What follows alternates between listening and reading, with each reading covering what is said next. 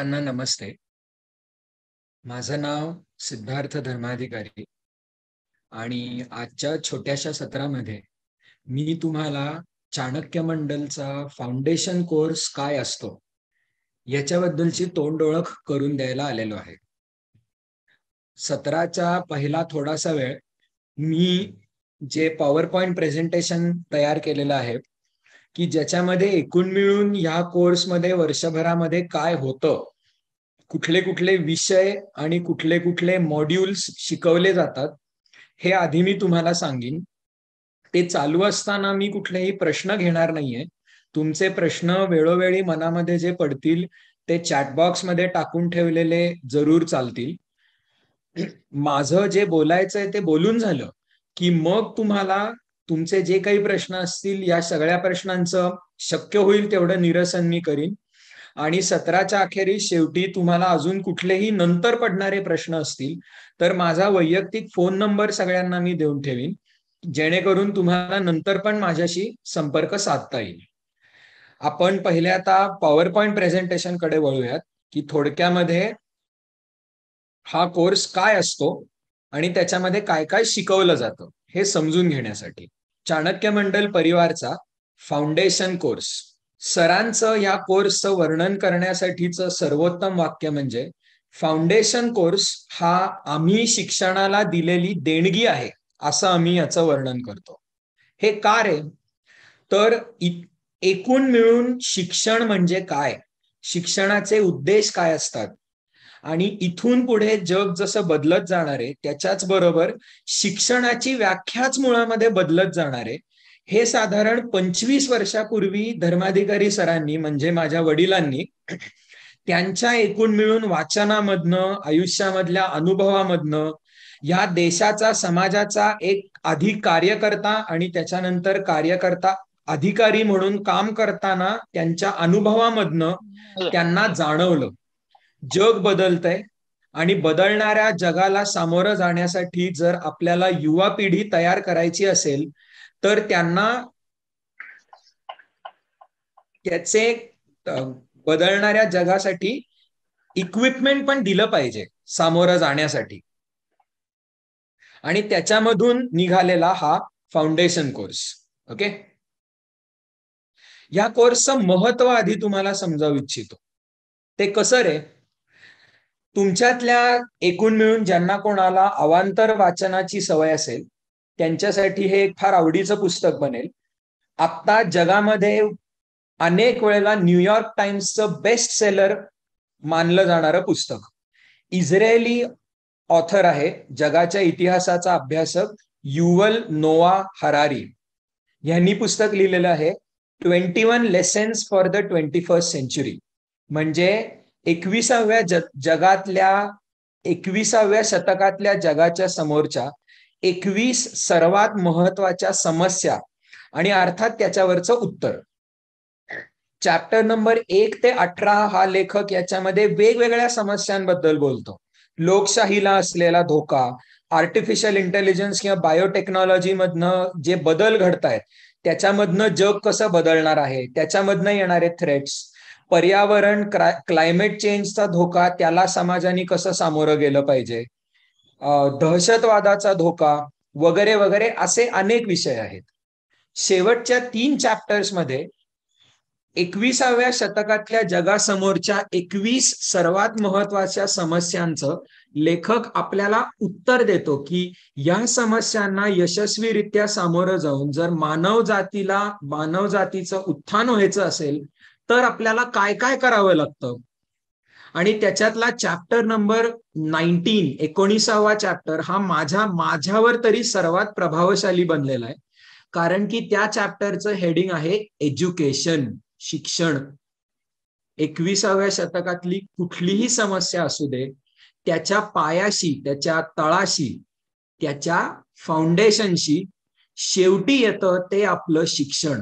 आपण कसे शिकलो आणि आपण आपल्या बाळांना आणि इथून पुढच्या पिढीला कसे शिकवणार आहोत आणि कसे मोठे करणार आहोत. माझ्यावर ह्या चॅप्टरचा एवढा प्रभाव झालेला आहे की मी तुमच्यासाठी डायरेक्टली त्या चॅप्टर मधले काही एक्स्ट्रॅक्ट्सच आणलेले आहेत आता तुम्हाला स्क्रीनवर जे दिसतंय ते मी डायरेक्टली चॅप्टर नंबर 19 एज्युकेशन याच्यातले जे माझ्यावर प्रभावशाली ठरले असे शब्द होते ते बाहेर आणलेले आहेत. हे तुम्हाला दाखवण्याचं कारण काय आहे की आपल्याला आहे ना कुठल्या तरी पाश्चात्य माणसानी कुठलं तरी इंग्लिशमध्ये लिहिलेलं पुस्तक आहे की फार भारी वाटतं आपल्याला की अरे हा ह्याच्यात म्हणलेलं आहे ते कसं सगळं महत्वाचं आहे. हे पुस्तक ग्रेटच आहे, त्याचा लेखक पण ग्रेट आहे, नो डाऊट. तुम्हाला हे पुस्तक किती फेमस झालंय याचा जर अंदाज लावायचा असेल तर इथे युट्यूबवर दिसतंय तसं की अमेरिकेचे राष्ट्रपती, हा चॅनल पण त्या स्वतः लेखकाचा चॅनल आहे, आणि अमेरिकेचे माजी राष्ट्रपती बराक ओबामा यांच्यावर या पुस्तकाचा अतिशय जास्त प्रभाव झालेला आहे. किंवा त्याच्याच बरोबर इथे तुम्हाला दिसतोय तो बिल गेट्सचा चॅनल. ओके, त्यांनी एक व्हिडिओ केलेली आहे की 2018 साली त्याच्यावर प्रभाव केलेली 5 सर्वात महत्वाची पुस्तकं. त्याच्यामध्ये बिल गेट्स पण 21 lessons for the 21st century हे पुस्तक आपल्याला सांगतोय. म्हणजे थोडक्यामध्ये भारतीय मनावर एखाद्या पाश्चात्याने लिहिलेलं पुस्तक आणि त्याच्यामधनं ते पुस्तक बिल गेट्स किंवा बराक ओबामा यांच्यासारख्या माणसांनी एन्डॉर्स केलंय म्हणल्यावर आपल्याला हा ह्याच्यामध्ये म्हणलंय ते कसं एकदम योग्य असेल असं वाटतं. पण ह्याच्यातला एज्युकेशनचा चॅप्टर मधला शब्द वाचताना माझ्या मनामध्ये सारखा येत होता तो फाउंडेशन कोर्स.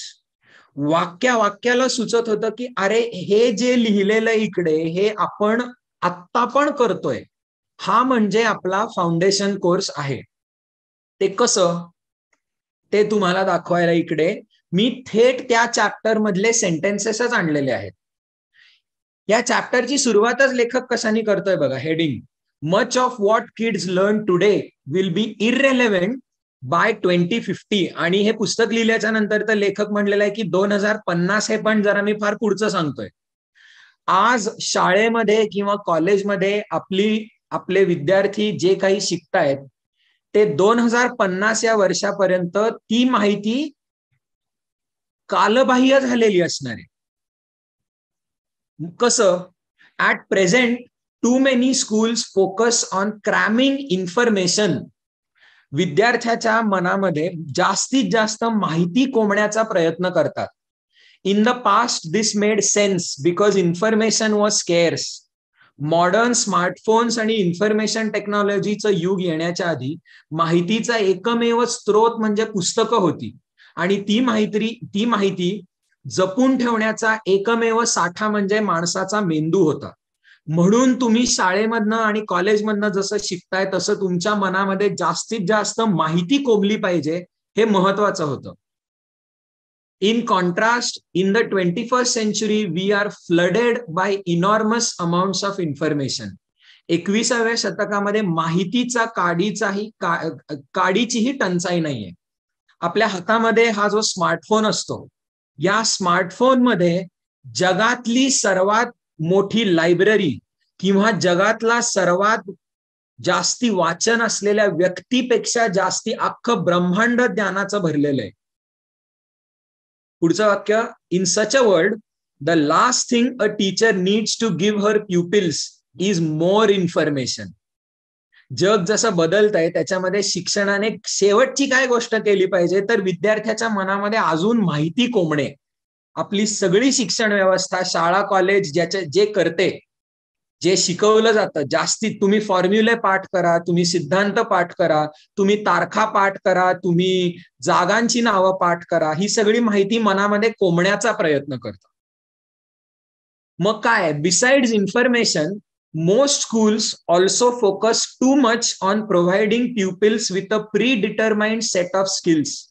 शाळेमधनं किंवा कॉलेजमधनं जसे आपण लहानाचे मोठे होत असतो तसं आपल्याला काही ठराविक कौशल्य शिकवली जातात, आणि त्याचं पहिल्या वाक्याशी नातं आहे की यातली 99% कौशल्य जे काही शिकलो आपण ते 2050 मध्ये किंवा त्याच्या आधीच इररेलेव्हंटच ठरणार आहे. आपण तेव्हा जिवंत असणार आहोत, आपण तेव्हा नोकरी शोधत असणार आहोत, आणि ती नोकरी आपल्याला ज्या कौशल्यांच्या आधारावर मिळवायची आहे, जी आपल्याला शाळा किंवा कॉलेज किंवा शिक्षण व्यवस्थेने शिकवणं अपेक्षित आहे, ती कालबाह्य झालेली असणार आहेत.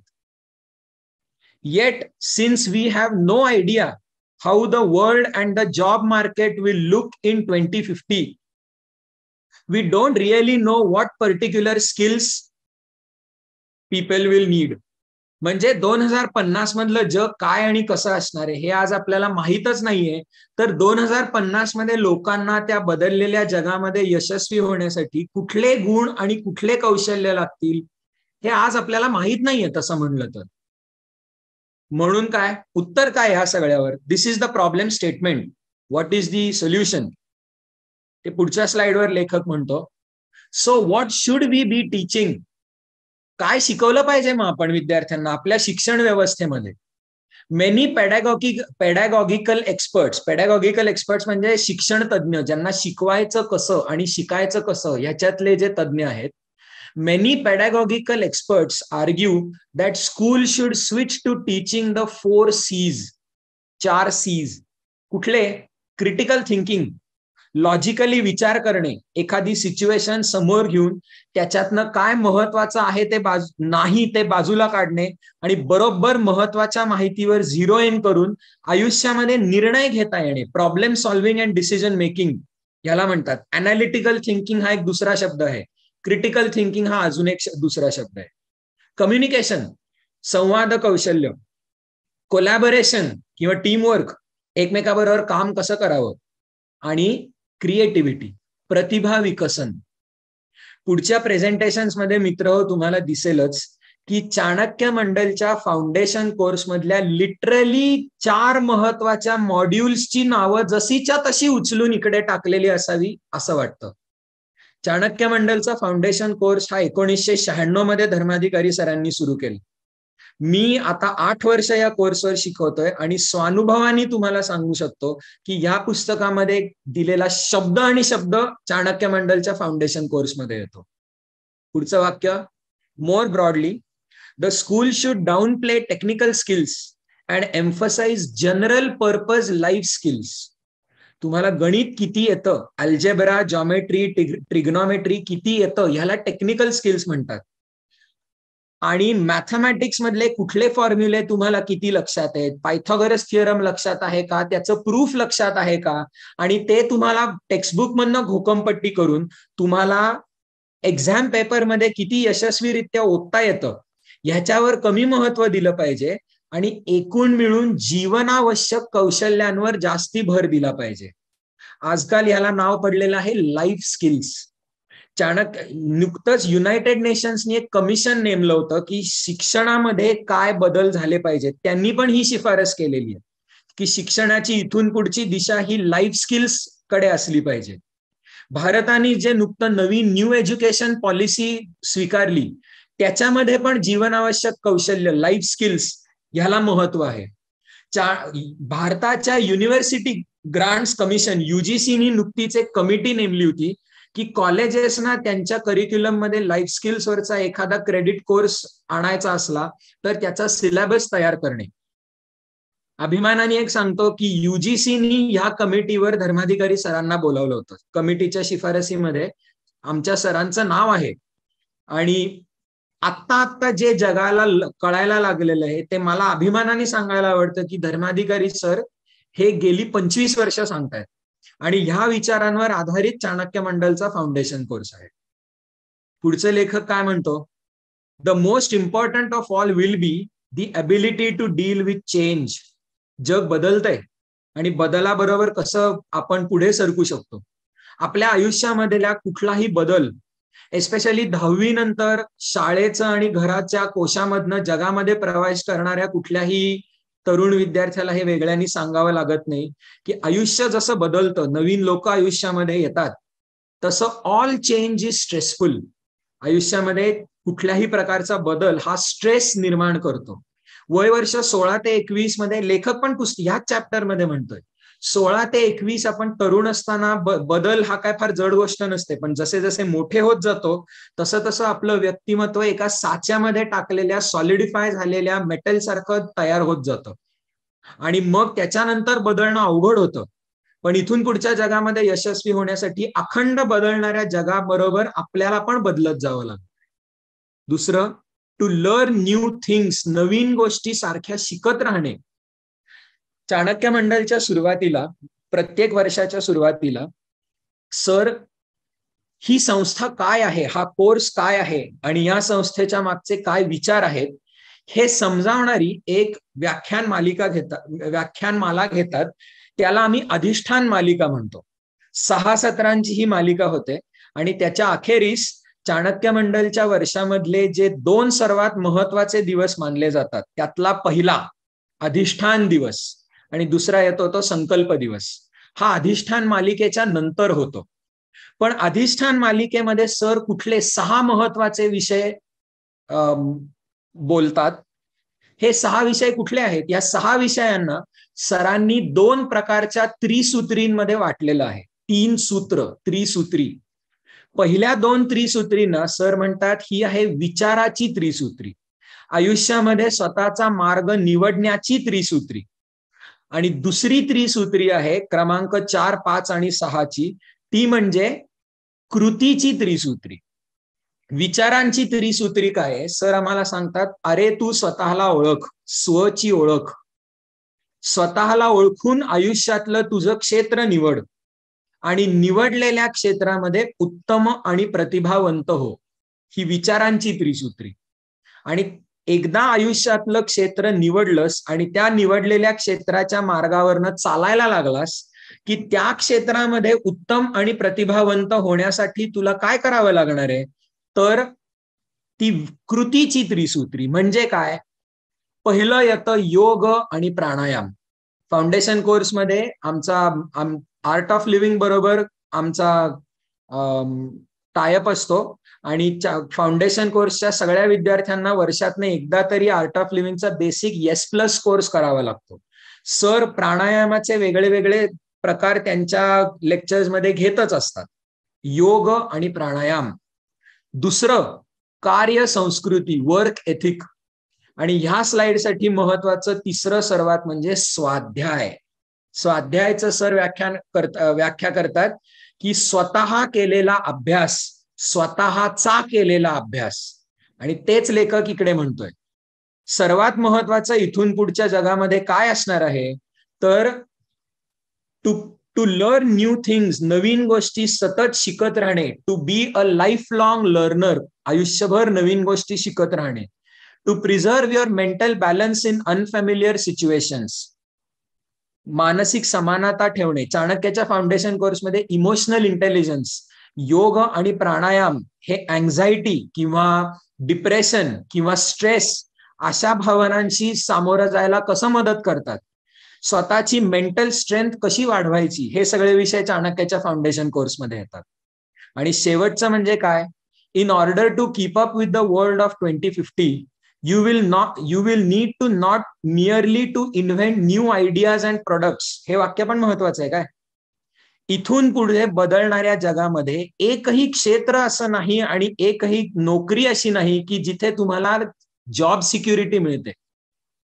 ट्रॅडिशनल ह्याच्यामध्ये लोकांना सिव्हिल सर्व्हिसेस मध्ये पण का जायचं असतं? तर जॉब सिक्युरिटी हवी असते. इथून पुढच्या जगामध्ये कुठलाच जॉब असा नाही की जिथे जॉब सिक्युरिटी असणार आहे, एक्सेप्ट फॉर वन. इथून पुढच्या जगामध्ये यशस्वी होण्यासाठीचा सर्वात महत्वाचा सल्ला हा आहे, उद्योजक बना, एंटरप्रेन्युअर्स बना. गेल्या अनेक वर्षांमध्ये फॉर्च्युनेटली भारतामध्ये एंटरप्रेन्युअरशिप ऍज अ करिअर ह्याला स्वीकार पण जनमानसांच्या मनामध्ये यायला लागलेला आहे. शार्क टँक इंडिया कशाला निघतो मग? कारण की लोकांना स्वतःचे प्रोडक्ट्स आणि सर्व्हिसेस जगाच्या समोर मांडायचे असतात. उद्योजक बना.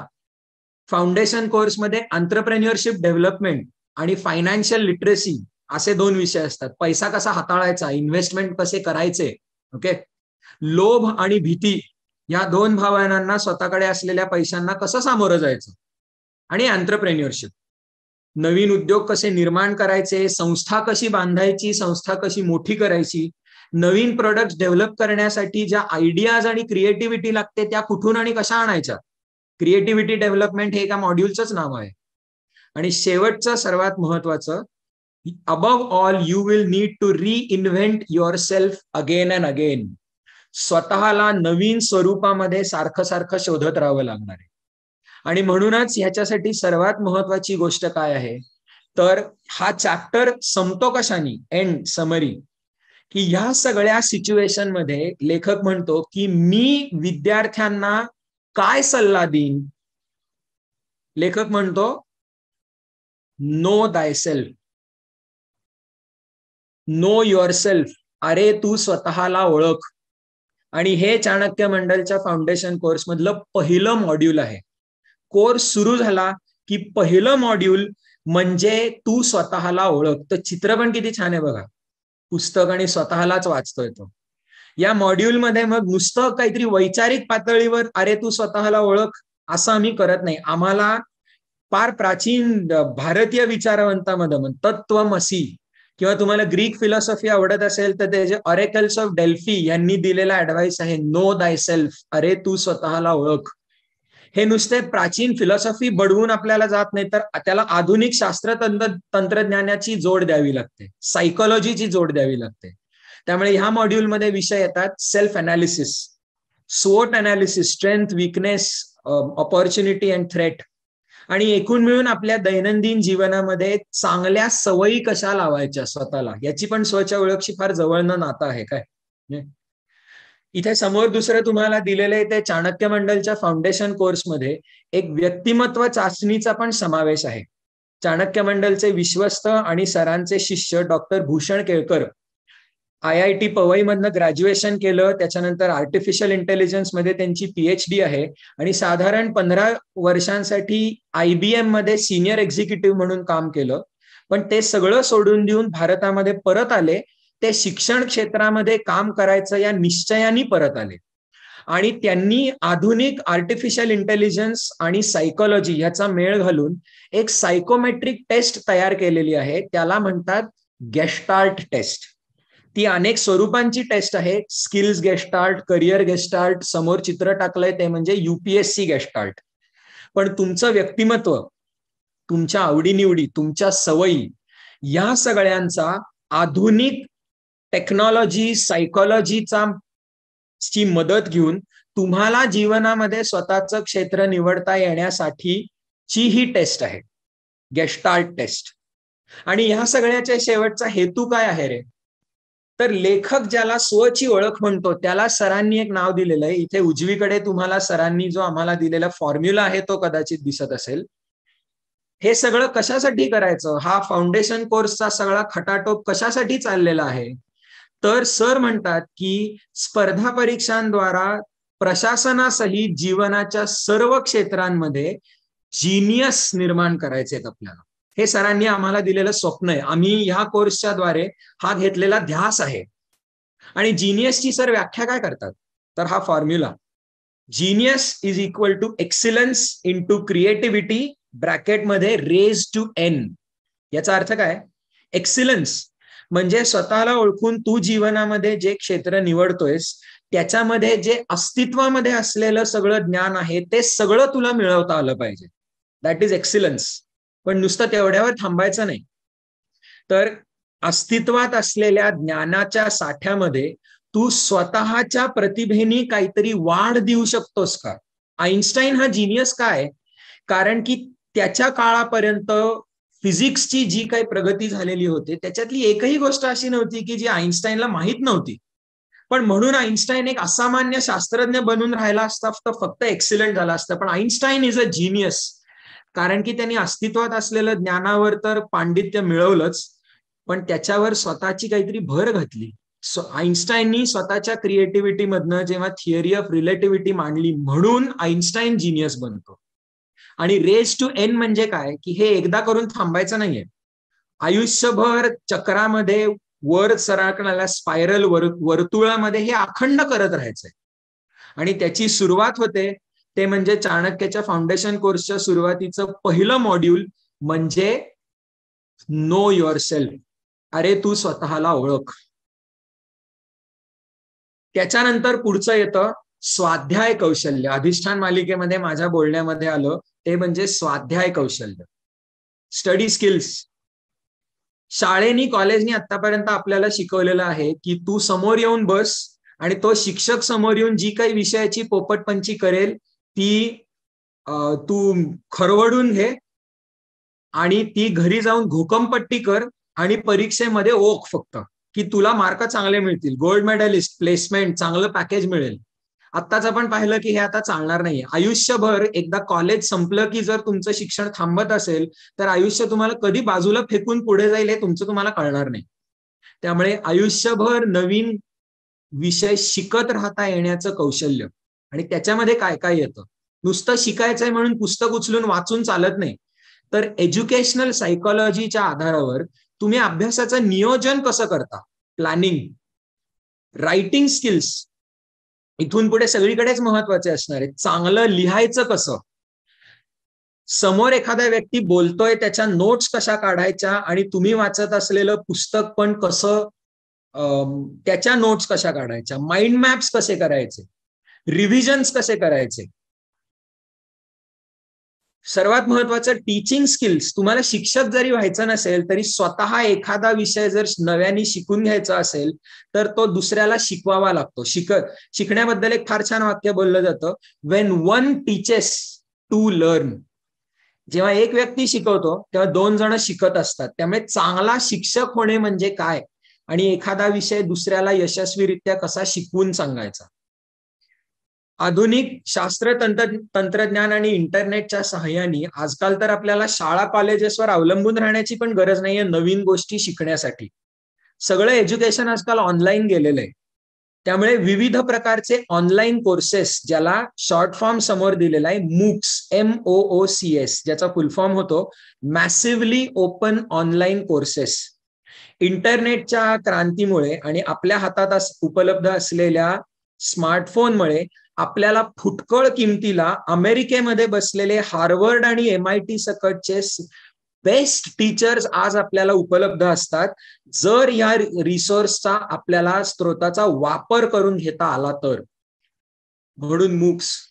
आता तू कुठल्या शिक्षकाला तुला स्पून फीड करायला थांबू नकोस. स्वतःच्या शिक्षणाची जबाबदारी स्वतः घे आणि कसं शिकायचं हे स्वतःचे स्वतः समजून घे. हा चाणक्य मंडल मधला नेहमी आग्रह असतो. चाणक्य मंडल मधल्या कुठल्याही कोर्सला सर नेहमी हे लोकांना खुल्लम खुल्ला सांगत असतात की इथे तुम्हाला कुठल्याही विषयाचं स्पून फीडिंग केलं जाणार नाही. तुम्हाला तो विषय कसा शिकून घेतला जाईल ह्याचे स्त्रोत दिले जातील, पण शेवटी शिकणं ही तुमची जबाबदारी आहे. त्यामुळे स्टडी स्किल्स. त्याच्याच बरोबर तुम्ही जीवनाच्या कुठल्याही क्षेत्रामध्ये गेलात तर तुमचा इतर व्यक्तींशी संदर्भ आणि संबंध येणार आहे. अगदी बोटावर मोजता येतील असे करिअर्स आहेत की ज्याच्यामध्ये तुम्ही एकटे असाल, पण त्या क्षेत्रामध्ये जर तुम्ही गेलात, उदाहरणार्थ लेखक, तर गोष्ट वेगळी आहे. पण बाकी कुठलंही क्षेत्र, प्रशासन घ्या, पब्लिक सेक्टर घ्या, प्रायव्हेट सेक्टर घ्या, इंजिनियर घ्या, काहीतरी सॉफ्टवेअर डेव्हलपर घ्या, लॉयर घ्या, डॉक्टर घ्या, काहीही MBA केलेला, मॅनेजमेंट, एंटरप्रेन्युअर, सगळ्या क्षेत्रांमध्ये no person is a one man army. जिथे कुठे जाल तिकडे तुम्हाला दुसऱ्या व्यक्तींशी तुमचा संबंध येणार आहे. त्यामुळे युवल हरारी ज्याला 4 C's मधला दुसरा C म्हणतो, that is collaboration.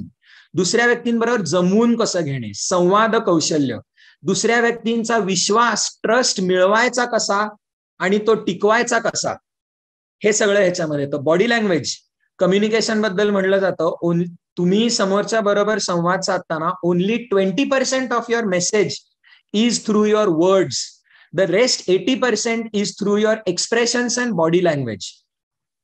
Public speaking, दुसरं ओरेटरी, स्टेज फ्राईट, लोकांच्या समोर उभं राहून बोलण्याची भीती वाटत असेल तर त्या भीतीला सामोरं कसं जायचं आणि लोकांच्या समोर उभं राहून खणखणीत भाषण कसं देता यायला पाहिजे. आपल्या समाजाला जो शाप लागलेला आहे मॅनरलेसनेसचा, त्यामुळे चांगलं कसं वागावं, वागण्या बोलण्याचे शिष्टाचार, मॅनर्स अँड एटिकेट्स. जग जसं सगळं ऑनलाईन चाललेलं आहे तसं आजकालच्या जगामध्ये यशस्वी होण्यासाठीचं एक महत्वाचं कौशल्य म्हणजे नेटवर्किंग. स्वतःच्या ओळखीमध्ये असलेल्या लोकांचा वर्तुळ कसा वाढवत नेता येऊ शकतो, आणि त्याच्यासाठी सर्वात महत्वाचं असतं चांगल्या कारणासाठी सोशल मीडिया कसं वापरू शकता तुम्ही. इंस्टाग्रामवर आपले आई वडील आपल्याला शिव्या घालत असतील की तासन तास कसं फक्त तू वेळ वाया घालवतोस, पण त्याच इंस्टाग्राम आणि युट्यूबचा चांगल्या गोष्टींसाठी पण फायदा करून घेता येतो. म्हणजे तुम्ही तुमचा चॅनल बांधा ना, भारतामध्ये सकट जगामध्ये असे अनेक एंटरप्रेन्युअर्स आहेत की ज्यांनी अतिशय कमी इन्व्हेस्टमेंटमध्ये स्वतःचा युट्यूब किंवा इंस्टाग्राम चॅनल एवढा प्रचंड मोठा केला की आजकाल त्यांना त्यांचं फॉर्मल जॉब सोडून दिलं तरी चालतं. तसंच तुम्हाला उद्या कुठल्याही नोकरीसाठी जर दुसऱ्या कोणाला घ्यायचं असेल तर शेवटचा टप्पा म्हणजे तुमचा इंटरव्ह्यू. तुमचं व्यक्तिमत्वाचं आणि तुमच्या ज्ञानाचं 360 डिग्रीज चाचणी त्याच्यामध्ये केली जाते. स्पर्धा परीक्षा द्यायची असेल तरी त्याच्यामध्ये शेवटचा टप्पा हा इंटरव्ह्यूच असतो. त्यामुळे इंटरव्ह्यूला कसं सामोरं जायचं हे म्हणजे वरच्या सगळ्या गोष्टींचं कॉम्बिनेशनच झालं. How to face interview. हे डायरेक्टली मी तुम्हाला मॉड्यूलचं नाव आणि त्याच्यात येणाऱ्या सत्रांची नावं सांगतोय काय. तसंच पुढचं व्यक्तिमत्व विकसन, इंटरपर्सनल स्किल्स, दोन माणसांच्या मध्ये येणाऱ्या गोष्टी, त्याच्यामधल्या महत्वाच्या गोष्टी म्हणजे काय की तुम्हाला व्यक्तिमत्व विकसन करायचंय का, सगळ्या फिलॉसॉफीज एकत्र करायच्या आहेत का, तर आम्ही बाकीची सगळी पुस्तकं एक वेळ बाजूला सोडा, आम्ही एक पुस्तक जरूर वाचा म्हणतो. त्याच्यावर सत्र पण होतात चाणक्य मंडलच्या कोर्समध्ये, म्हणजे स्टीफन कोव्हेचं 7 habits of highly effective people आणि 8th हॅबिट पण त्याच्याबरोबर येतं. त्याच्याबरोबरच टीमवर्क आणि कोलॅबोरेशन याच्यामधले बाकीचे महत्वाचे मुद्दे म्हणजे ऐका कसं. आजपर्यंत आश्चर्य वाटतं आपल्याला की हे कधी आपल्याला कोणी कधी शिकवलेलंच नसतं. 99% लोक जेव्हा एकमेकाशी संवाद साधत असतात तेव्हा आपण ऐकत असतो ते समोरच्याच्या मुद्दा आणि मुद्द्यापेक्षा महत्वाचं भावना, एम्पॅथिक लिसनिंग असं सायकोलॉजीमध्ये याला म्हणतात. Listening by showing empathy. नुसत्या समोरच्याचे शब्द आणि हावभाव समजून घेणे नाही, तर त्या शब्दांच्या मागची भावना समजून घेणे आणि हृदयाला हृदय भिडवण्याचा प्रयत्न करणे. मगच विश्वास कमवता येतो, मगच घनिष्ठ मैत्री होते, ती टिकून राहते. सगळी नाती, आई वडिलांची, नवरा बायकोची, मित्रमैत्रिणींची, भाऊ बहिणांची, सगळ्यांची नाती ही 2 पिलर्सवर उभी असतात असं म्हणतात. पहिला पिलर म्हणजे ट्रस्ट आणि दुसरा पिलर म्हणजे कम्युनिकेशन. आणि कम्युनिकेशन यशस्वीरित्या टिकवून ठेवण्यासाठी सर्वात महत्वाचं असतं तुम्हाला ऐकता किती चांगलं येतं. तो चाणक्य मंडलच्या इंटरपर्सनल स्किल्स या मॉड्यूलचा एक महत्वाचा मुद्दा आहे. लिसनिंग स्किल्स, आणि लिसनिंग मध्ये पण empathic listening, that is interpersonal skills. Creativity development, आता तर बोलण्यामध्ये आलंच. तुमच्यातल्या समोर बसलेल्या अनेक जणांना कदाचित वाटत असेल की मी नाही क्रिएटिव्ह माणूस.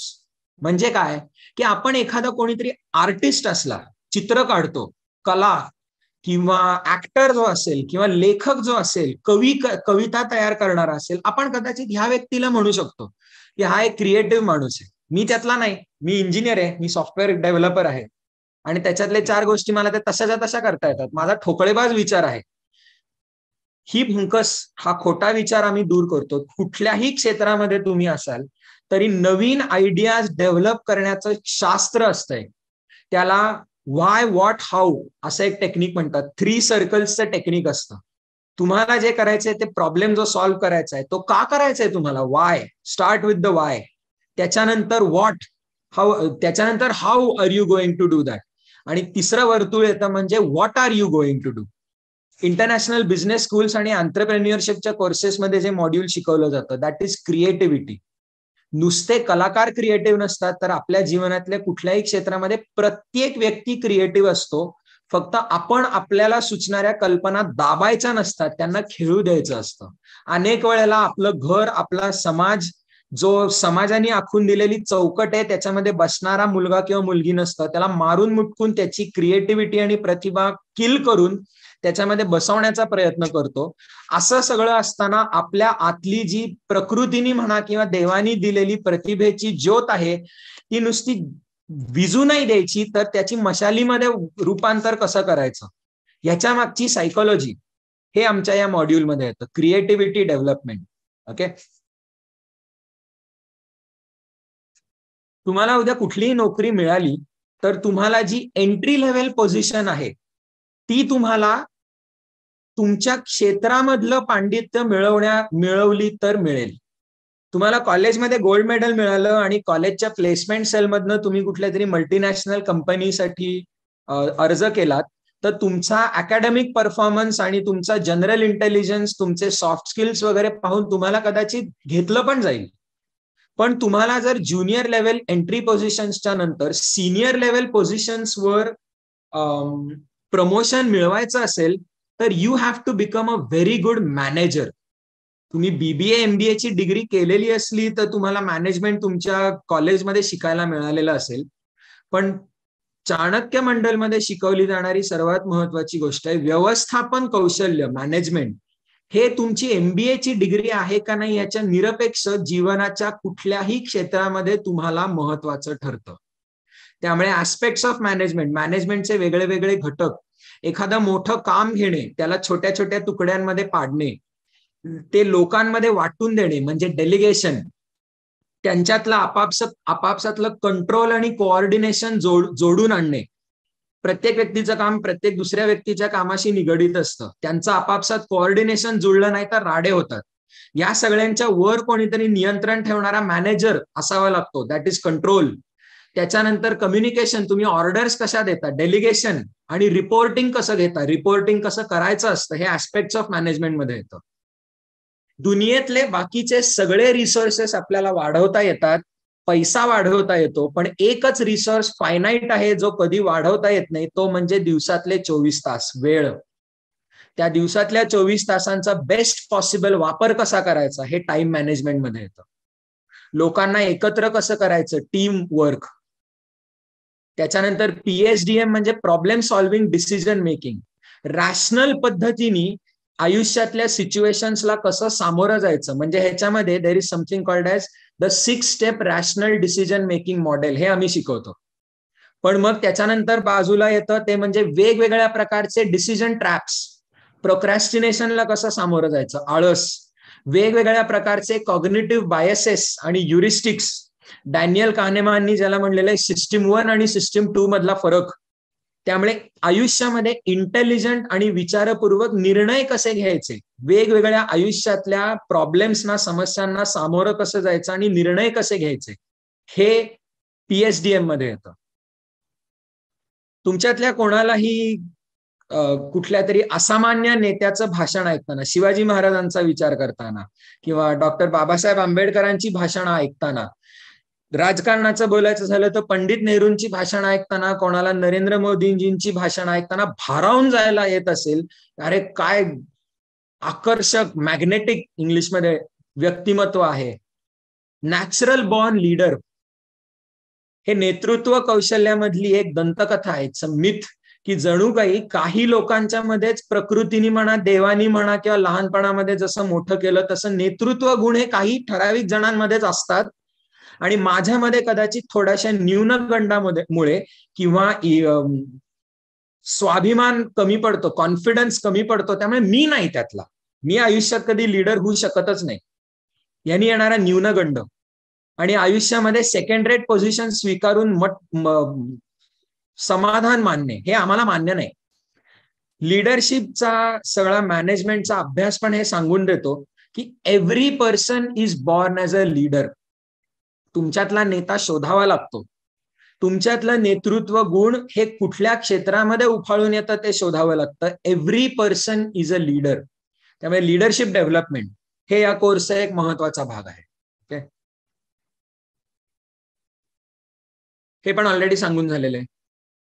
जग बदलतंय, कुठलीही नोकरी आता सेफ नाही, कुठलंही क्षेत्र आता सेफ नाही. तुम्ही अक्षरशः एंटरप्रेन्युअरशिप आणि जगातल्या मेजर कंपनीजचा जर अभ्यास केला, एक फॉर्च्यून मॅगझिन म्हणून जगातलं, बिझनेसच्या जगातातलं सर्वात फेमस मानलं जाणारं मॅगझिन आहे, ते दरवर्षी जगातल्या 100 सर्वात मोठ्या कंपनीज आणि 500 सर्वात महत्वाच्या मोठ्या कंपनीज यांची यादी काढतात. त्याला फॉर्च्यून 500 आणि फॉर्च्यून 100 असं म्हणतात. त्याच्यातल्या कंपनीजचा जर अभ्यास करायला गेलो तर आपल्याला दिसून येईल की जशी वर्ष दशकं पुढे गेलेली आहेत तसं एकेकाळी इनफॅलिबल मानल्या जाणाऱ्या कंपनीज या आता बँक्रप्सीच्या उंबरठ्यावर येऊन पडलेल्या आहेत. आणि कालपर्यंत कोणाला काही कल्पना पण नव्हती ही कंपनी काय आहे, ती अचानक जगातली सर्वात बलाढ्य कंपनी बनते.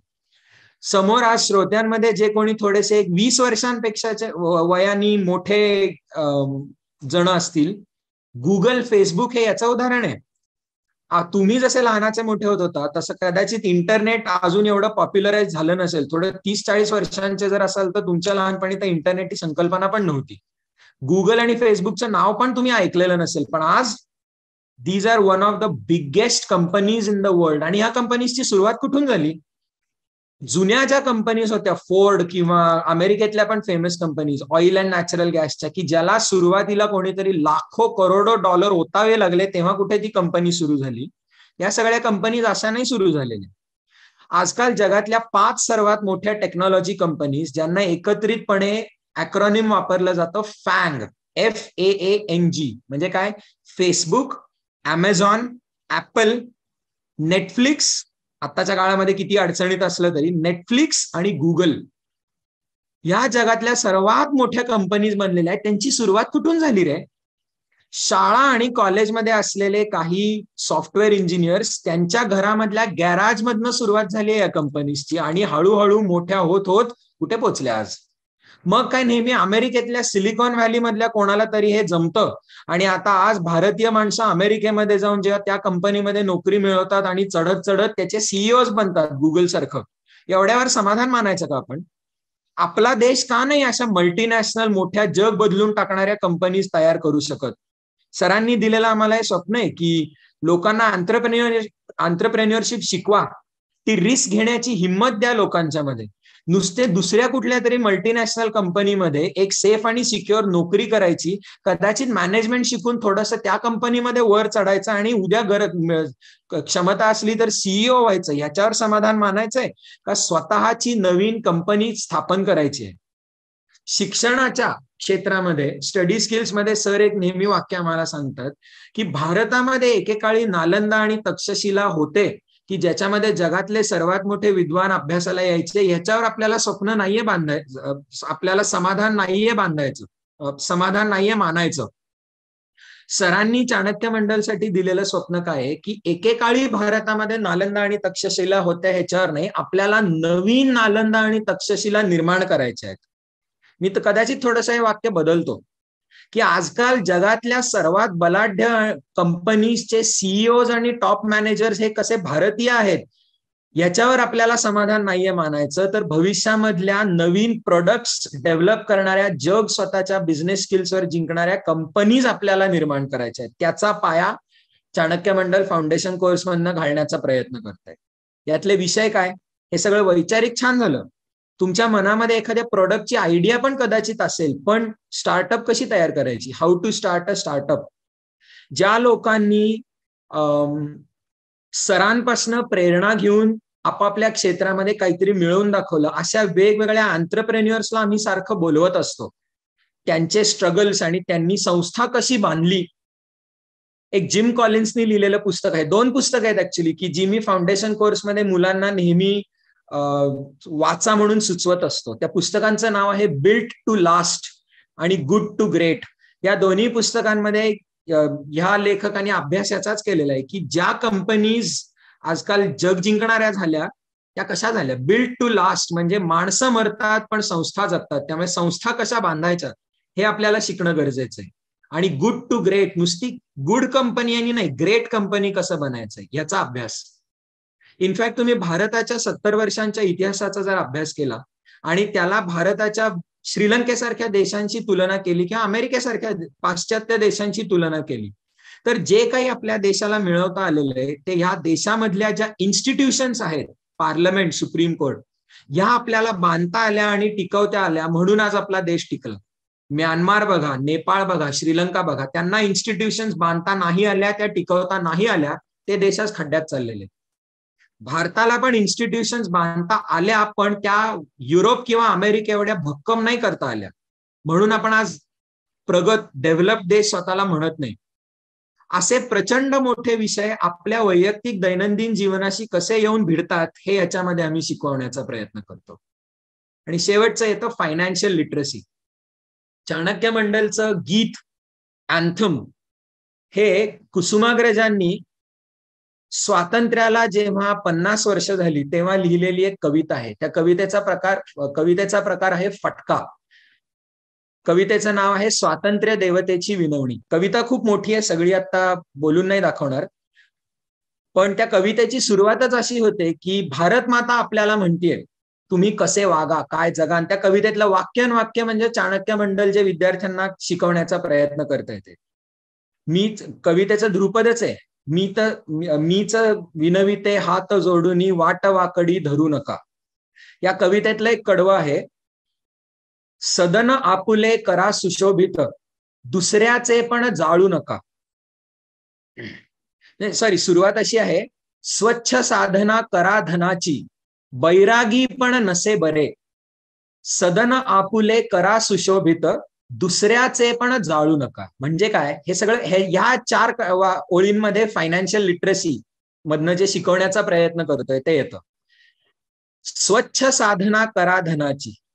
आजकाल जे एक आपल्याकडे कीड लागलेली आहे की पैसा कमवणे म्हणजे जणू काही वाईट, असं अजिबात नाहीये, पण तो स्वच्छ मार्गाने मिळवता येतो. स्वच्छ साधना करा धनाची, बैरागी पण नसे बरे. बैरागासारखं आयुष्य जगणं, गरिबीमध्ये काहीतरी अभिमान मानणं, अजिबात अभिमानाची गोष्ट नाहीये. सदन आपुले करा सुशोभित, पण पैसा कसा कमवायचा, सदन म्हणजे घर, सदन आपुले करा सुशोभित, स्वतःचं घर वाढवा, दुसऱ्याचे पण जाळू नका. म्हणजे पैसा, आपल्या देशाला जी एक पैशाचा विचार करतानाची लागलेली कीड आहे की मी श्रीमंत होऊ शकतो, हे दुसऱ्याला लुबाडूनच श्रीमंत होऊ शकतो, अशी अजिबात गरज नाहीये. द साइज ऑफ द पाय can increase if you get a bigger size of the पाय. That does not mean that you are depriving someone else of his share of the pie. Financial literacy ह्याच्यामध्ये मग अगदी शाळा college मधल्या विद्यार्थ्यांना आई बाबा जे अलाउन्स देतात पॉकेट मनी, त्याचा इंटेलिजंट वापर कसा करायचा, ते तुम्ही जेव्हा थोडे थोडे पैसे कमवायला लागतात तेव्हा वेगवेगळे इन्व्हेस्टमेंटचे सोर्सेस, शेअर्स आणि फिक्स्ड डिपॉझिट मधला फरक काय, चांगली इन्व्हेस्टमेंट ऑपॉर्च्युनिटी कशी शोधायची वगैरे वगैरे, हे सगळे मुद्दे अतिशय साध्या भाषेमध्ये विद्यार्थ्यांना शिकवले जातात. Technology 21 lessons for the 21st century ह्याच्यामध्ये आत्ता जगामध्ये घडत असलेली औद्योगिक क्रांती, इंडस्ट्री 4.0. इतिहासाचा अभ्यास करताना सगळ्यांना औद्योगिक क्रांती झाली 19व्या शतकामध्ये 1850च्या दरम्यान माहित असेल, पण थोडासा ज्यांचा इतिहासाचा अभ्यास जास्ती आहे तुम्हाला कदाचित माहित असेल की आतापर्यंत एकूण मिळून 4 औद्योगिक क्रांती झालेल्या आहेत, त्यातली 4थी आत्ता चालू आहे.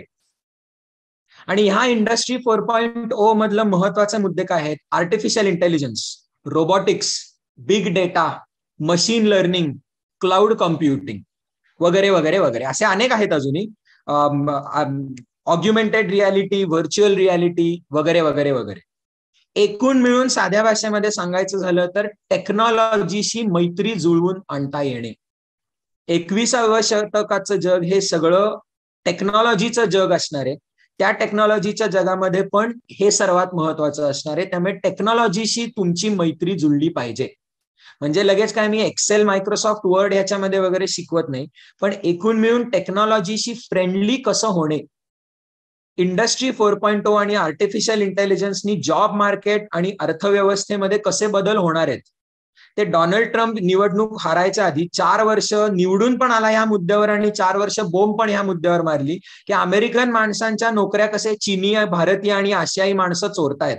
पण ह्या 4 वर्षांमध्ये अनेक अभ्यासकांनी पुराव्यासकट सिद्ध केलेलं आहे की अमेरिकेमधल्या जितक्या नोकऱ्या बेंगळूर किंवा शांघाई किंवा काय कंबोडियामध्ये नाही गेल्या, त्याच्यापेक्षा जास्ती नोकऱ्या ऑटोमेशनला गमावल्या गेल्या. एक माणूस जे 5 दिवसामध्ये करू शकतो ते एक आर्टिफिशियल इंटेलिजन्सचा रोबोट 5 मिलिसेकंदांमध्ये करू शकतो. मग अशा जगतामध्ये आपल्याला अशी कौशल्य मिळवणं गरजेचं आहे की जी रोबोट्सना अजूनही करता येत नाही. ते आधी सांगून झाली सगळी. क्रिएटिव्हिटी, नवीन विचारांचा, नवीन आयडियाज काढणे अजूनही ते रोबोट्सना जमलेलं नाहीये. कम्युनिकेशन, कोलॅबोरेशन वगैरे वगैरे वगैरे. टेक्नॉलॉजीशी मैत्री झाली पाहिजे आणि आपल्याला अशी कौशल्य शिकता आली पाहिजेत की जी रोबोट्सना इथून पुढे नाही करता येणार आहे. That is industry 4.0. ओके.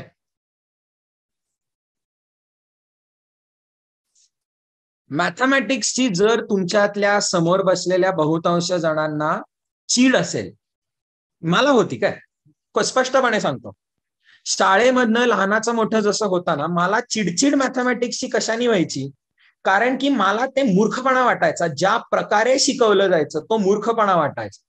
म्हणजे काय, की एक फॉर्म्युला दिलेला आहे, त्या फॉर्म्युलाच्या एक्सच्या ऐवजी एक आकडा टाक, वायच्या ऐवजी दुसरा आकडा टाक. हे माइंडलेसली 4 स्टेप्स ज्या दिलेल्या आहेत त्या फॉलो कर, आणि तुझं LHS is equal to RHS आलं की तुला जे 4 पैकी 4, 5 पैकी 5, 10 पैकी 10 मार्क मिळायचे ते मिळणार आहेत. ते इक्वेशन काय आहे, माझ्या आयुष्यामध्ये मी ते कुठे वापरणार आहे, हे कधीच समजावलं जायचं नाही. क्वांटिटेटिव्ह ऍप्टिट्यूड ह्या फाउंडेशन कोर्स मधल्या मॉड्यूल मधनं आम्ही हे करण्याचा प्रयत्न करतोय. The beauty of maths. आपल्याला अनेक वेळेला क्रिएटिव्हिटी आणि मॅथमॅटिक्स हे एकमेकाच्या विरुद्धार्थी संकल्पना वाटतात, त्या नाहीयेत. मॅथमॅटिक्स मध्ये पण क्रिएटिव्हिटीला स्कोप असतो. आपल्या दैनंदिन जीवनामध्ये मॅथमॅटिक्स आपण कसं वापरू शकतो. तुम्हाला मॅथ्स जर चांगलं येत असलं तर तुमच्या जीवनामधले पण अनेक डिसिजन्स हे तुम्ही कसे चांगल्या पद्धतीने घेऊ शकता, याच्यासाठी मॅथमॅटिकल ऍप्टिट्यूड. आमच्या वर्गांमध्ये असं अजिबात नसतं काय की टीचर फक्त फळ्यावर येतो, एक इक्वेशन काहीतरी लिहितो, चला तुम्ही सोडवा. ज्याला सोडवता येतो तो हुशार, ज्याला नाही सोडवता येतं तो पुढच्या 7 जन्मांसाठी मूर्ख बनतो, असं अजिबात नाहीये. क्वांटिटेटिव्ह ऍप्टिट्यूड आणि मॅथमॅटिक्स त्याच्याशी रिलेटेड खालचे सगळे मुद्दे.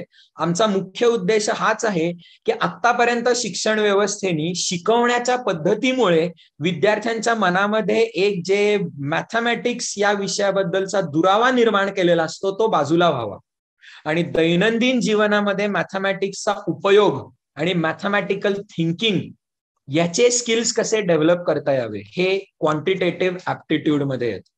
ओके. आणि शेवटचं येतं ग्रंथोपजीवी मॉड्यूल. म्हणजे काय, धर्माधिकारी सरांचं एक अतिशय फेमस वाक्य आहे की आयुष्यामध्ये तुम्ही जसं जगता तसं reading should only be next to breathing. श्वास तुम्ही जितक्या कंपल्शननी घ्यावा लागतो त्याच्या श्वास घेण्याच्या नंतरची पुढची गोष्ट म्हणजे वाचन असलं पाहिजे. खाणं पण नाही काय, सरांना खायला खूप आवडतं, मला पण आवडतं, अनेक पदार्थ आवडतात, पण तरी वाचन त्याच्या वर येतं. हे माझ्या घरी होणारा अनेक वेळचा जोक आहे. रीडिंग नेक्स्ट टू ब्रीदिंग, त्याच्यानंतर फूड. ओके.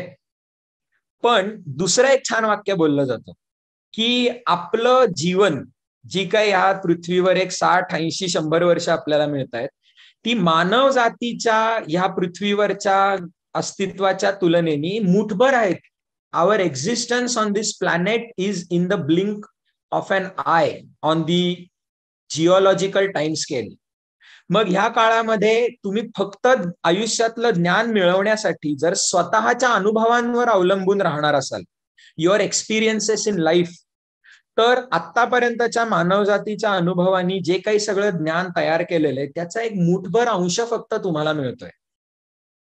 आपण पुस्तकं का वाचायची, कारण की आपल्या आधी जे येऊन गेले त्यांचे अनुभव, त्यांचं ज्ञान, किंवा आपल्या बरोबर जगामध्ये जे इतर लोक आहेत त्यांचे अनुभव आणि त्यांचं ज्ञान हे आपल्या आयुष्यामध्ये कसं त्याचा समावेश करून घेता येतो.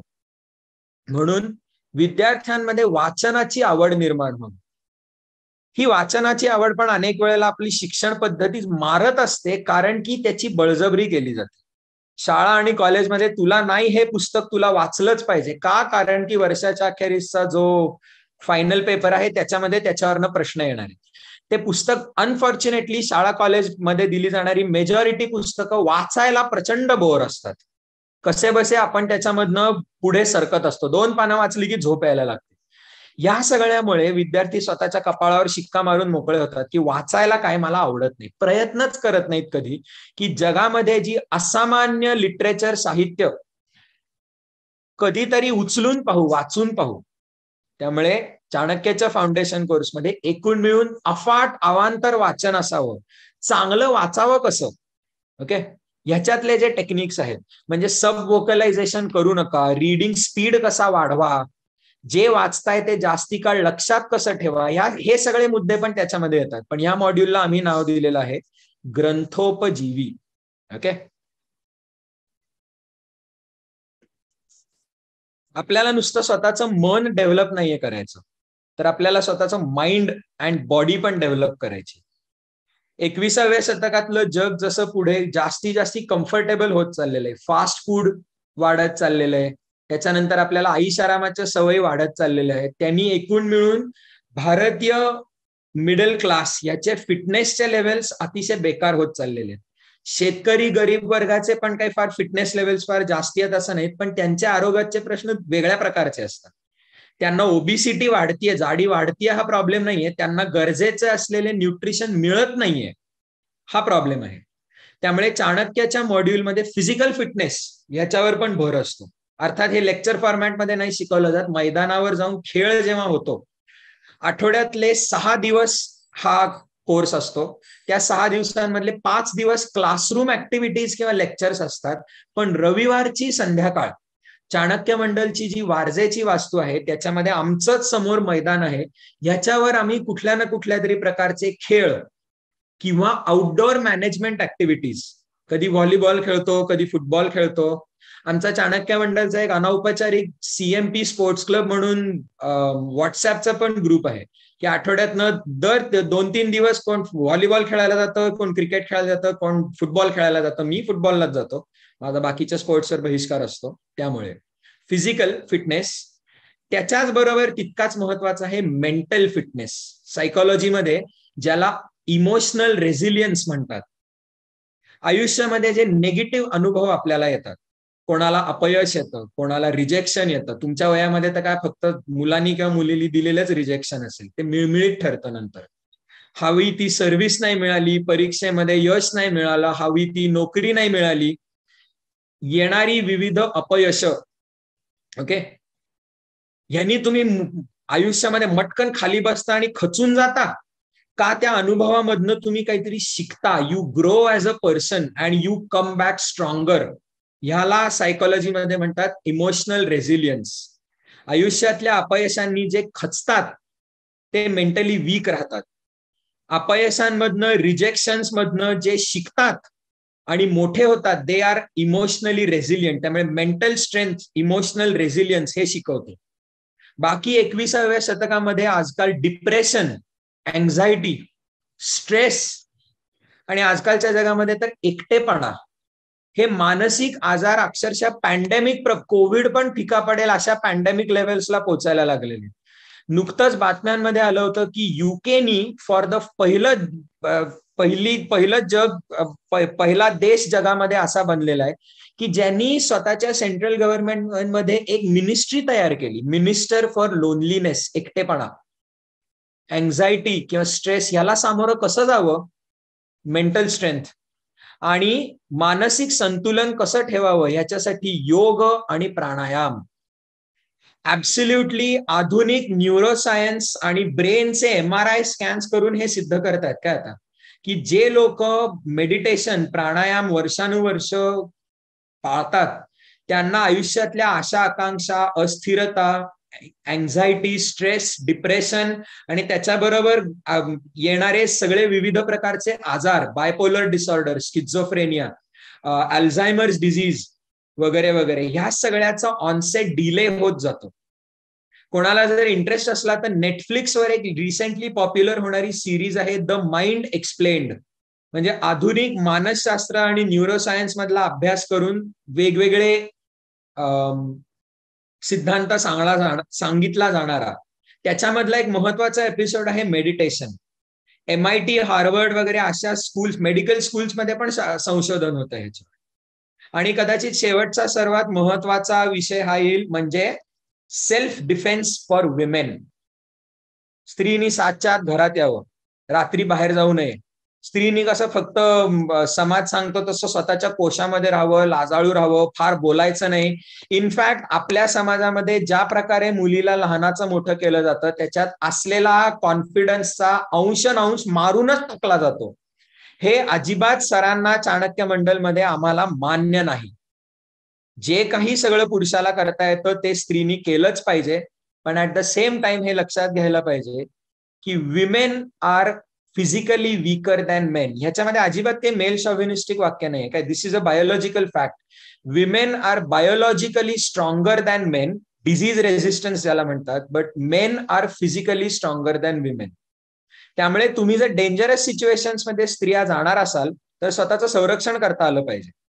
त्याच्यासाठी चाणक्य मंडलमध्ये क्रॅश कोर्सच घेतला जातो की स्त्रिया ज्यांचा फिजिकल मेकअप हा मुळामध्ये त्यांच्यावर जो हल्ला करायला जर उद्या कोण सेक्शुअल प्रेडिटर आला तर त्याच्यापेक्षा तुम्ही वीक असणार आहात. पण म्हणून तरी स्वतःचं संरक्षण कसं करायचं ह्याचे मार्शल आर्ट्स मधले टेक्निक हे आम्ही फिजिकल आणि मेंटल फिटनेस मध्ये घेतो. त्यामुळे 360 डिग्री बॉडीचं डेव्हलपमेंट काय आणि कशी झाली पाहिजे, फिजिकल आणि मेंटल फिटनेस. ओके, ऍक्टिव्हिटीज शेवटचा मुद्दा. ओके, चाणक्य मंडलमध्ये पुढच्या एका स्लाइडवर मला वाटतं ते वाक्य पण आहे, आमचा नेहमी आग्रह असतो तो म्हणजे लर्निंग बाय डुईंग. तुम्ही 100 पुस्तकं वाचून किंवा वर्षभर लेक्चर्स करून जे तुम्हाला शिकता येणार नाही ते सगळं तुम्ही कुठली तरी ऍक्टिव्हिटी केली, तुम्ही ते करून पाहिलं तर तुम्हाला शिकता येतं. एज्युकेशनल सायकोलॉजीमध्ये आपण एखादा विषय शिकण्यासाठीचे जे वेगळी वेगळी माध्यमं जाणून घेतो त्याला लर्निंग पिरॅमिड म्हणतात. ओके, आणि त्या लर्निंग पिरॅमिडला 2 प्रकारांमध्ये डिव्हाइड केलेलं असतं. एकाला म्हणतात ऍक्टिव्ह लर्निंग, दुसऱ्याला म्हणतात पॅसिव्ह लर्निंग. पुस्तक वाचणे, लेक्चर्स अटेंड करणे, व्हिडिओज बघणे किंवा दुसऱ्या कोणीतरी ते केलेल्याचं डेमॉन्स्ट्रेशन बघणे याला पॅसिव्ह लर्निंग म्हणतात.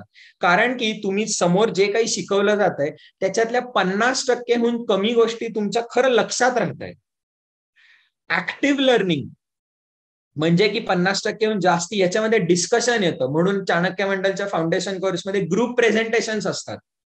टीचर स्टुडंट डे असतो की स्टुडंट टीचर बनतो. मग स्वतः ते करून पाहणे आणि सर्वात महत्वाचं दुसऱ्याला शिकवून पाहणे. त्या वर्षभरच्या ऍक्टिव्हिटीज कुठल्या, अधिष्ठान दिवस आणि संकल्प दिवस हे तर सांगून झालं. सरांच्या तोंडून 6 व्याख्यानांमध्ये चाणक्य मंडल काय आहे हे आधी समजून घ्या. तो झाला अधिष्ठान मालिका. आणि मग एक अधिष्ठान ठेवा की ही सगळी तत्व मला मान्य आहेत आणि माझ्या आयुष्यामध्ये ती मी अवतरण्याचा प्रयत्न करणार आहे. आणि मग वर्ष जसं संपायला येतं तसं संकल्प सोडणे. म्हणजे आता मी कोर्स संपवून चाणक्यातले संस्कार घेऊन बाहेर आयुष्यामध्ये प्रवेश करतोय किंवा स्पर्धा परीक्षा द्यायला निघालोय, 2 वेगळे संकल्प असतात. तर ते आयुष्य मी काय आणि कसं जगणार आहे. 8 वर्षातनं 2 ट्रेक्स होतात. एक पावसाळी ट्रेक होतो आणि त्याच्यानंतर मेच्या महिन्यामध्ये उन्हाळी ट्रेक होतो. या उन्हाळी ट्रेकमध्ये पुढे तुम्हाला ह्या सगळ्याचे चित्र दाखवीनच मी. पहिला येतो तो पावसाळी ट्रेक जो नुकतंच आम्ही लोहगडला नेत होतो, आता वेगळ्या वेगळ्या गडांना न्यायला लागलेलो आहे. हा ऑगस्ट सप्टेंबरच्या महिन्यामध्ये मुलांचा पहिला ट्रेक होतो. ओके, त्याच्यानंतर अधिष्ठान आणि संकल्प दिवस बोलण्यामध्ये आलं. ह्या चित्रामध्ये तुम्हाला दिसत असेल तसं की हा फोटो आता जुना झालेला आहे. आता बदललेल्या नियमांच्या नुसार गणेश कला क्रीडामध्ये मेणबत्ती पेटवायला वगैरे परवानगी नसते. पण भारतीय पद्धतीनुसार की पांढरे शुभ्र कपडे आणि शपथ घेण्याची जी पद्धत असते की एका मेणबत्तीवर तुम्ही स्वतःचा हात ठेवून वर्षाच्या सुरुवातीला अधिष्ठान ठेवणे. त्याच्याच बरोबर नुसते विद्यार्थी नाही तर चाणक्य मंडलचे स्टेजवरनं सगळे फॅकल्टीज पण की आम्ही विद्यार्थ्यांना काय आणि कसं शिकवणार आहोत याचं अधिष्ठान ठेवतात. हा अधिष्ठान आणि संकल्प दिवस. पुण्याचा जगविख्यात असलेला गणपती उत्सव, याच्यामध्ये दरवर्षी चाणक्य मंडलचे विद्यार्थी ट्रॅफिक मॅनेजमेंटमध्ये पोलिसांबरोबर काम करतात. याच्यामध्ये सगळं आलं काय, मॅनेजमेंट आलं, कॉन्फ्लिक्ट रेझोल्युशन, कोलॅबोरेशन, लोकांशी डील कसं करायचं. आता हा उत्सव तर सगळा पुण्याच्या पेठांमध्येच असतो. त्यामुळे पुण्यातल्या पेठेंमधली माणसं ही तुसड्यासारखे बोलण्यामधले पटाईत आहेत हे तर जगविख्यात आहे. हे मी सदाशिव पेठेमध्ये बसूनच बोलतोय काय. त्यामुळे तरीही समोरचा माणूस कितीही वाकड्यात शिरत असला तरी स्वतः डोकं कसं शांत ठेवायचं. अनंत चतुर्दशीच्या दिवशी तर पार पहिला मानाचा गणपती निघेपासनं ते शेवटचा गणपती जाईपर्यंत फोटोमध्ये दिसतंय तसं चाणक्य मंडलचे विद्यार्थी 24 तास तिकडे ह्युमन चेन करून उभे असतात. हे पण एक फिजिकल टफनेस बिल्ड करण्याचाच उद्देश असतो का ह्याचा. 24 तास एका ठिकाणी स्वतःची ड्युटी नाही तर नाही सोडायची. गणपती काम, लर्निंग बाय डुईंग, मॅनेजमेंटचे सगळे एक्झाम्पल ह्याच्यामध्ये आलेच.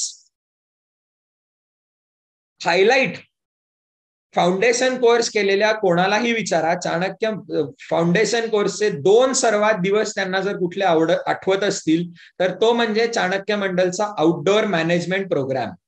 खडकवासल्याच्या पोटामध्ये जी कॅम्पसाइट आहे त्याच्यामध्ये चाणक्य मंडलचाच माजी विद्यार्थी आणि सागर पालकर, की ज्याची स्वतःची पण ऍडव्हेंचर टुरिझम आणि आउटडोअर मॅनेजमेंट ट्रेनर आहे तो, आणि त्याची सर्वोत्कृष्ट ओळख म्हणजे माउंटेनिअरिंग मधला एक्सपर्ट एवढा आहे की तो एव्हरेस्ट सर केलेला आहे त्यांनी, त्याच्या कंपनीने, त्याच्या सहकार्याने. त्यामुळे तो हा आउटडोअर मॅनेजमेंट प्रोग्राम घेतो आणि या चित्रांमध्ये जसं दिसतंय तसं विविध प्रकारच्या आउटडोअर ऍक्टिव्हिटीज मधनं मॅनेजमेंट मधले वेगळे वेगळे मुद्दे हे चाणक्य मंडल विद्यार्थ्यांना शिकवण्याचा प्रयत्न करत असतं. Okay, yes. आणि एक प्रश्न आलाय तसा, चाणक्य मंडलचा फाउंडेशन कोर्स हा पुणे आणि मुंबई या दोन्हीकडे होतो आणि ह्या सगळ्या ऍक्टिव्हिटीज दोन्हीकडे इक्वली अवेलेबल असतात. ओएमपीच एक अजून एक उदाहरण डावीकडच्या फोटोमध्ये तुम्हाला दिसतंय तसं, प्रत्येक ऍक्टिव्हिटी ही समजावली जाते विद्यार्थ्यांना, आधी ब्रीफिंग दिलं जातं आणि त्याच्यानंतर मग विद्यार्थ्यांनी ती ऍक्टिव्हिटी करायची असते. म्हणजे ह्याच्यामध्ये डेलिगेशन ऑफ टास्क, लीडर स्वतःच्या टीमला ती कम्युनिकेट कशी करतोय, ही ऍक्टिव्हिटी समजून घेताय का तुम्ही, that is problem solving and decision making, त्याच्यावर तुम्हाला मार्ग काढता येतोय का, दॅट इज क्रिएटिव्हिटी. आणि फायनली मग तुमच्यामध्ये ती ऍक्टिव्हिटी यशस्वीरित्या करून दाखवण्याचे do you have the discipline for execution, हे सगळं पण याच्यामध्ये येतं. फायनली प्रत्येक ऍक्टिव्हिटी झाल्यानंतर आम्ही सगळेजण असे गोल करून बसतो आणि ही ऍक्टिव्हिटी हे एक फक्त प्रतीक असतं. इथे मी ह्या फोटोमध्ये तर मीच आहे एका जणांची डिस्कशन घेत असताना, की ह्या ऍक्टिव्हिटी मधनं मग तुम्हाला शिकायला काय मिळालं. ऍक्टिव्हिटी ही फक्त एक प्रातिनिधिक आहे, त्याच्यामधनं आपण शिकलेले धडे हे आपण आयुष्यामध्ये कसे अप्लाय करू शकतो हे ह्याच्यामधनं सगळं येतं. ओके, उन्हाळी ट्रेक काही वर्षांपूर्वीपर्यंत हा जायचा रायगडला. आता रायगडवरचे सगळे नियम तसे बऱ्यापैकी स्ट्रिक्ट केले, त्यामुळे आम्ही वेगळे वेगळे गड निवडायला गेलेलो आहे. पण हा मेच्या महिन्यामध्ये होतो. चाणक्य मंडलची 3री टर्म, एकूण मिळून फाउंडेशन कोर्स हा 3 टर्म्स मध्ये डिव्हायडेड असतो. जुलैच्या दरम्यान तो सुरू होतो आणि दिवाळीपर्यंतची पहिली टर्म असते. दिवाळी संपल्यानंतर ते फेब्रुवारीच्या अखेरीस पर्यंत दुसरी टर्म असते, की दुसरी टर्म असते फेब्रुवारी एंड पर्यंत. फेब्रुवारी एंडला तुम्हाला वर्षाच्या अखेरच्या परीक्षांसाठी वेळ दिला जातो आणि मग मेचा महिना म्हणजे 3री टर्म असते. या 3ऱ्या टर्म मध्ये ही रायगडची ट्रेक, आणि या रायगडच्या ट्रेकचं वैशिष्ट्य काय आहे तर पुढच्या व्हिडिओमध्ये तुम्हाला दिसेल तसं, रायगड किंवा आता दुसरा कुठला जो कोण गड निवडला जातो तो, इकडे तुम्हाला दिसत असेल तसं की या गडावर वर नेऊन खिचडी कॉम्पिटिशन होत असते दरवर्षी. आणि गडावर नेऊन खिचडी बनवण्यासाठीची एकूण एक गोष्ट ही विद्यार्थ्यांनी खालपासनं वरपर्यंत न्यायची असते. विद्यार्थ्यांना टीम्स मध्ये पाडलं जातं आणि मग ज्या टीमची खिचडी सर्वात बेस्ट ते जिंकले, असं त्याचं होतं. पण ह्याच्यामध्ये बघा सगळं मॅनेजमेंट येतं, काय team work, coordination, distribution of task, ते वर नेणे, तुमचं प्लॅनिंग एवढं जबरदस्त असावं लागतं. एकही गोष्ट तुमच्याकडनं मिस झाली तर ती खिचडी व्यवस्थित होणार नाहीये. हे सगळं पाठीवरनं वर न्यायचं आणि वर खिचडी बनवायची, आणि मग अर्थात सगळे ती खिचडी खाताना धमाल सगळ्यांची होतच असते. ओएमपीच्या नंतर तर मी म्हणेन की खिचडी कॉम्पिटिशन ही सर्वात मुलांच्या लक्षात राहणारी गोष्ट असते फाउंडेशन कोर्सचा भाग म्हणून. 3ऱ्या टर्म मध्ये मी जसं तुम्हाला फिजिकल आणि मेंटल फिटनेस सांगितलं तसं योगचे क्लासेस, सूर्यनमस्कार कसे घालावे इथे दाखवले जाते, प्राणायामाचे वेगळे वेगळे प्रकार मगाशी माझ्या बोलण्यामध्ये आलं होतं तसं आर्ट ऑफ लिव्हिंगची सुदर्शन क्रिया शिकवली जाते. सेल्फ डिफेन्स फॉर विमेन, तिथे मुलं पण असतात, त्यांना काही बंदी असते असं अजिबात नाहीये, त्याचं एक उदाहरण तुम्हाला इकडे दिसतंय. हे सगळं 3ऱ्या टर्म मध्ये होतं. फाउंडेशन कोर्सचा शेवट होतो तो म्हणजे पालवी शिबिराने. वर्षभर फाउंडेशन कोर्समध्ये विद्यार्थी जे शिकलेले आहेत ते वर्षाच्या अखेरीस अप्लाय करणं गरजेचं असतं. 3 दिवसाचं सकाळपासून संध्याकाळपर्यंतचं शिबिर असतं की विद्यार्थी राहतात एकत्र, जेवतात एकत्र आणि वेगवेगळ्या प्रकारच्या कॉम्पिटिशन्स होतात की ज्या तिसऱ्या टर्मच्या सुरुवातीलाच त्यांना सांगितल्या गेलेल्या असतात. ओके. या शिबिराचं सर्व नियोजन हे विद्यार्थी स्वतः करतात. नाटक कॉम्पिटिशन असते, याच्यामध्ये कॉमेडी कॉम्पिटिशन असते, वादविवाद स्पर्धा असतात, कविता सादर करणे असते, असंबंध बोलणं असतं वगैरे वगैरे असे अनेक भन्नाट उदाहरणं असतात. आणि तरी मी तुम्हाला ही फक्त एक झलक दिलेली आहे, कारण की अनेक ऍक्टिव्हिटीज ह्याच्या सगळ्या मला इथे मेन्शन करणं पण जवळपास अशक्य आहे.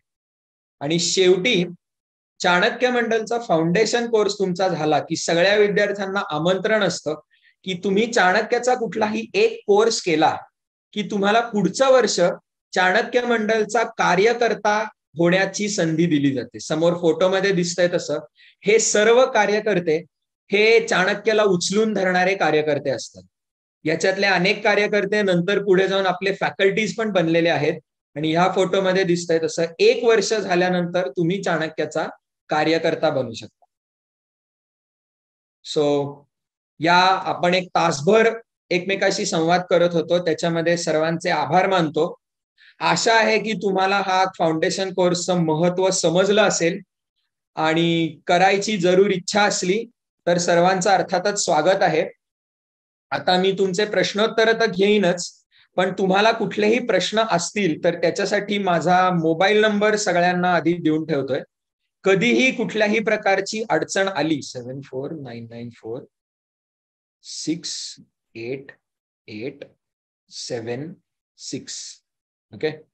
कधीही कुठल्याही प्रकारची अडचण आली तर जरूर मला माझी विनंती आधी व्हॉट्सअपवर मेसेज करा, म्हणजे आपण बोलण्याची एक वेळ ठरवू शकतो आणि त्याच्यानंतर मग मला तुम्ही फोन केलात तरी चालेल. ओके.